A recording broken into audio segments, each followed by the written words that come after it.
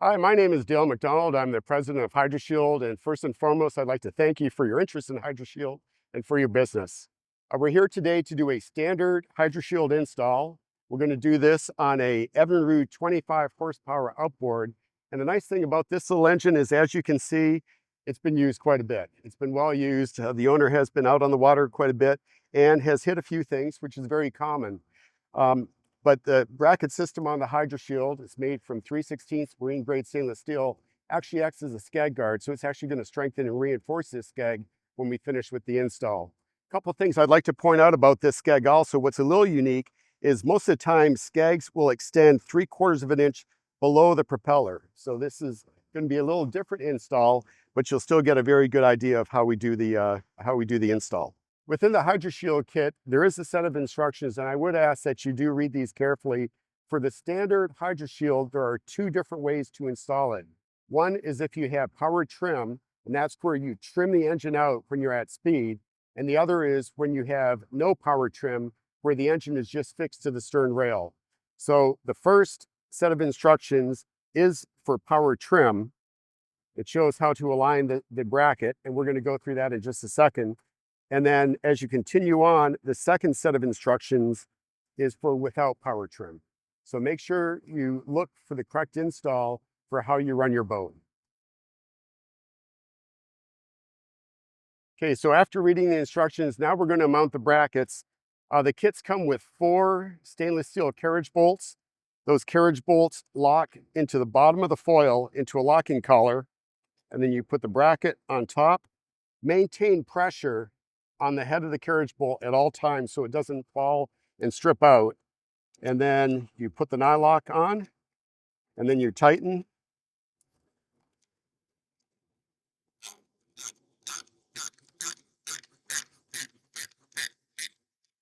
To secure the bracket. We then take the second one,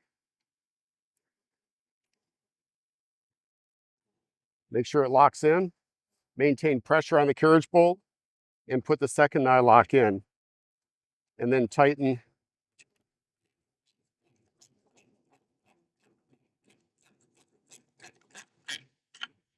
Then we're going to repeat that step on the other side.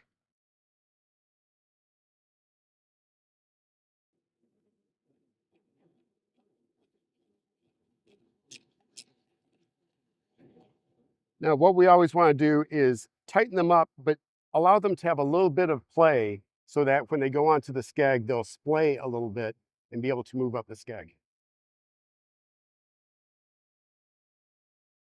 This 25 horse Evinrude does not have power trim, so we're going to be doing a standard install for no power trim. And what the difference of that is basically with no power trim, the foil is going to be aligned parallel to the ventilation plate. These flanges on the bracket will be aligned parallel, and then we just ensure that we have clearance between the prop and the foil.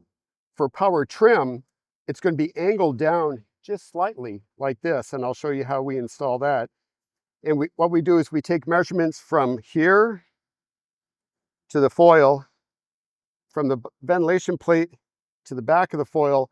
We want this measurement to be 1/2 inch greater for a power trim install. If we're doing it for non-power trim, those measurements, this measurement from the ventilation plate to the front of the foil, the back of the ventilation plate to the foil would be equal. So that's the difference between a power trim install and non-power trim. Power trim will be angled down in the back just slightly, and your D measurement will be 1/2 inch greater than your front A measurement. And for a non-power trim install, your measurements are going to be equal. Once you get it aligned properly, so for instance, in this install, we're going to do a standard non-power trim install.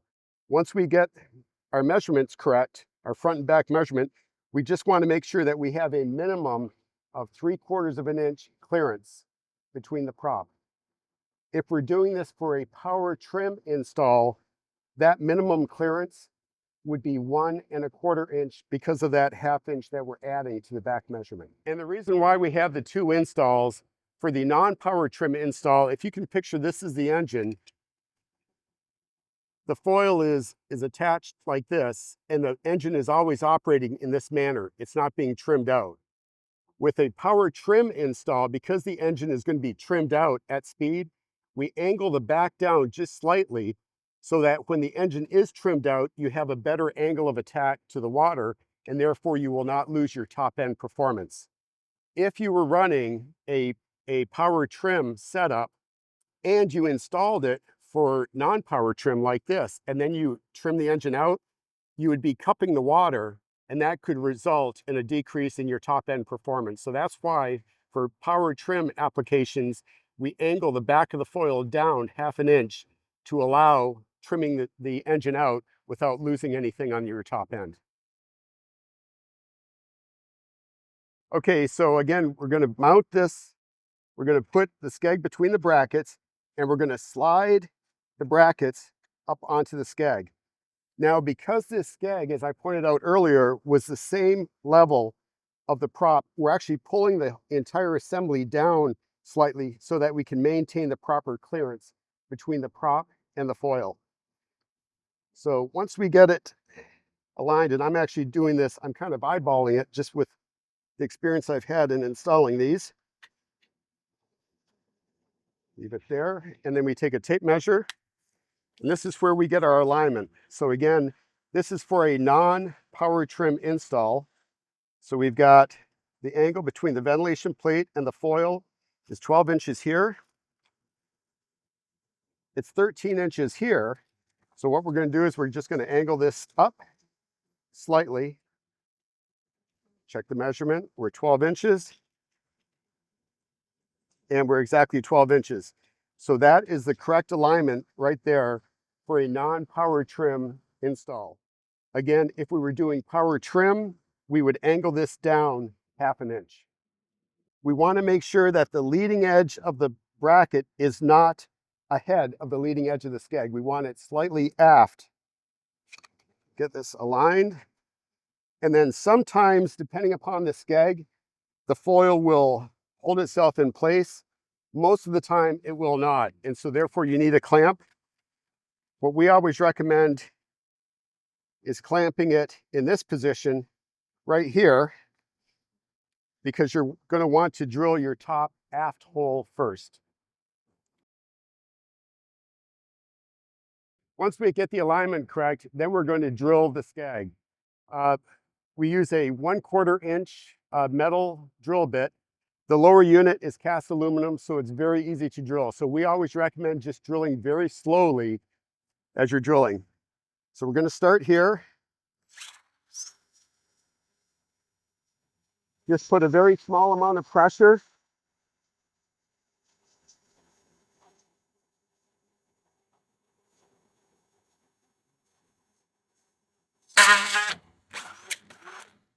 And there we go. Then we take one of the 3/4 inch machine trusses. Actually, these are 1 inch machine trusses. We put it through, then we thread the nylock. And on these machine trusses, you actually need to use a Phillips screwdriver to hold it on one side and then a wrench on the other side to tighten the nylock. So after we have the first hole secure, we go back and again measure again, just to make sure that if the foil got knocked out of alignment, we've now created a pivot point, which we can then move the foil back into alignment. So we're going to check our measurements. That's 12 inches for there, and perfect, 12 inches there. Now we're going to drill our second hole.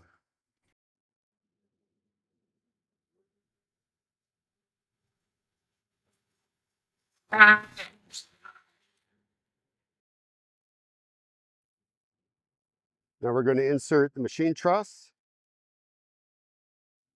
fix the nylock.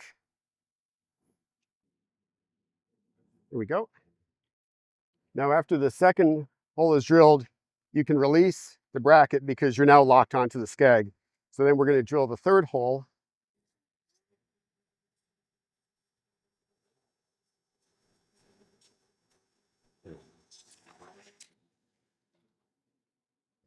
Insert the bolt. Machine truss.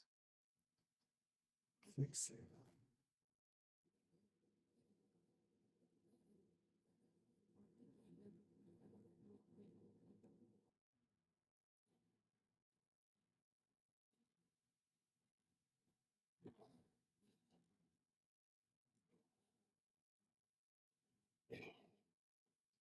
And then once you're done, then just make sure that all of these bolts on the skeg are tight.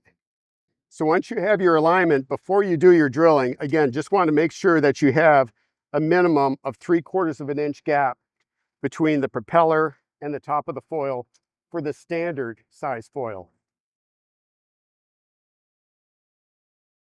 Now that we've got the install complete, our bolts are tight on both the skeg and the foil.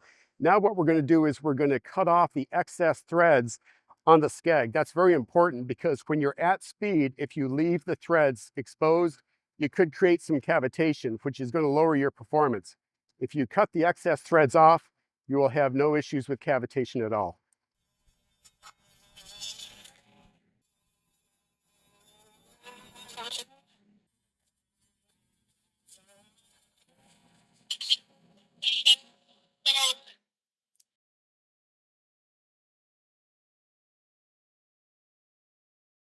So this is the install for a standard HydroShield. Again, we've installed it for non-power trim. Most of the installs, in all honesty, will be for power trim. Just this engine happens not to have any trim, power trim associated with it. And again, for power trim, it would be the same install, but the foil would be angled down 1/2 inch, which would pull the top of the bracket back a little bit. So again, please read the instructions. If you have any questions whatsoever, please visit our website at www.hydro-shield.com. We have tutorial videos. We also have additional instructions. And if you need to get a hold of me, feel free to call or text at any time. My number in the United States is area code 302-650-4326. We're always here to help. So thank you again for your business and enjoy your time on the water. Thank you.